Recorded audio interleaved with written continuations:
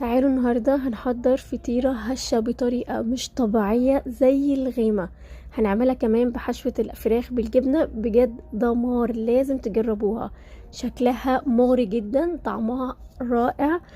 الحشو كمان حلوة جدا، هشة بطريقة مش طبيعية. تطلع معاكم بقى كده القطعة بجد رهيبة.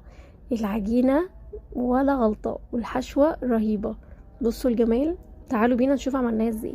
حطيت كل مكونات الجافة بتاعتي، عليها الزبادي وعليها الزيت. هكتب لكم كل المكونات، ونزلت المية الدافية شوية شوية لغاية ما بدأت تتعجن تتلم معايا، وعجنتها من 8 ل 7 دقايق وسبتها تخمر من ساعة لساعة ونص. طاسة على النار، معلقتين كبار زيت. هحط بصلاية متقطعة قطع صغيرة وسط كده. اول ما تدبل هنزل على طول صدور الفراخ. بعد كده هبهر بملح وفلفل واي بهارات انتوا بتستخدموها. نزلت الفلفل الرومي، معايا فلفلايه رومي كده متقطعه مكعبات صغيره.